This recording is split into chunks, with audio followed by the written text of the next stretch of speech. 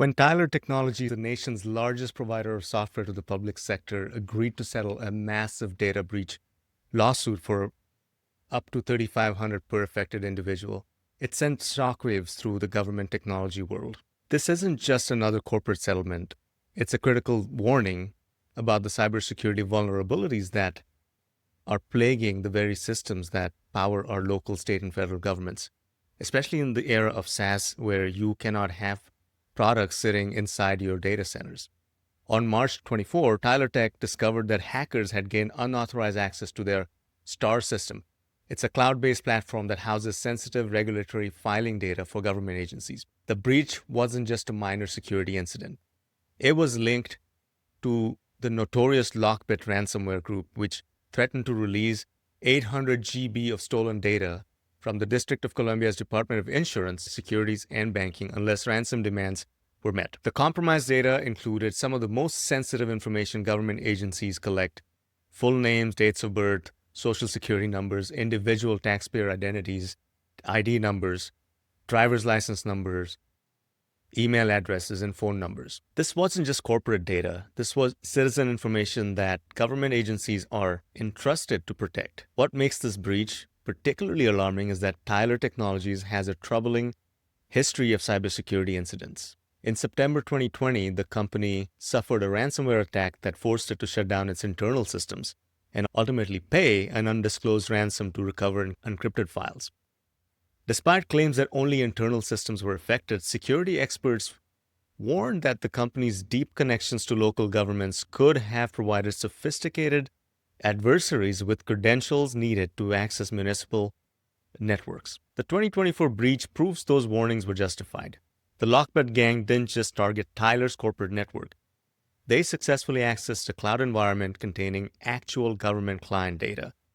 It represented a significant escalation from the 2020 incident. Tyler's dominance in the public sector makes this breach particularly significant. With over 45,000 installations across 13,000 locations and clients in all 50 states, the company generated $2.2 billion in revenue in 24, with 85% coming from recurring government contracts. When a vendor this critical to government operations experiences a major security failure, the ripple effects extend far beyond the settlement cost. The class action settlement, preliminary approved in Jan 25, offers individuals up to $3,500 for documented losses. Tyler hasn't disclosed the total settlement amount. The financial impact extends beyond direct payments to include legal costs, forensic investigations, system remediation, and the cost of damage to the company's reputation as a trusted government tech partner.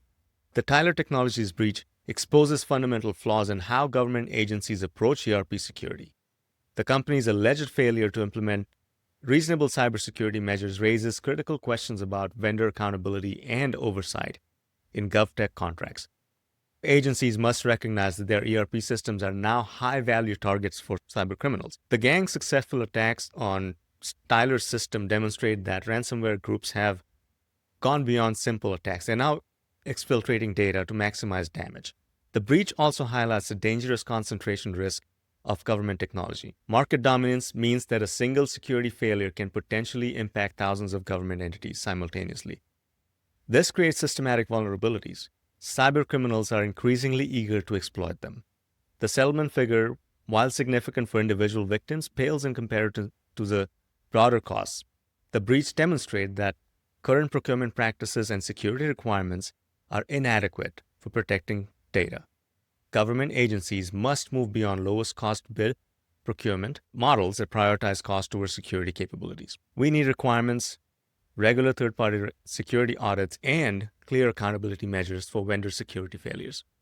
This case also underscores the need for government agencies to develop internal technical expertise.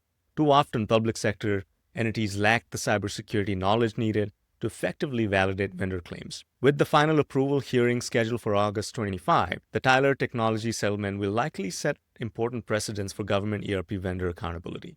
The outcome will influence how future data breach cases are handled and may encourage other government entities to pursue more aggressive legal action. For government leaders, the message is clear. The era of assuming that vendors will automatically protect government data is over. Agencies must take proactive steps to secure their ERP systems, hold vendors accountable for security failures, and prepare for the inevitable next breach.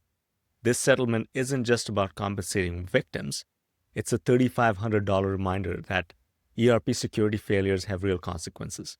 The question now is whether government leaders will learn from this expensive lesson or wait for the next, potentially more costly breach. As one cybersecurity expert noted, in the case of government ERP system, that's a risk no agency can afford to take. In summary, make sure your agency has a robust IT strategic plan that includes high levels of cybersecurity preparedness, because it comes down to how ready your people are to look at what might be a breach and how ready they are to counter such a breach.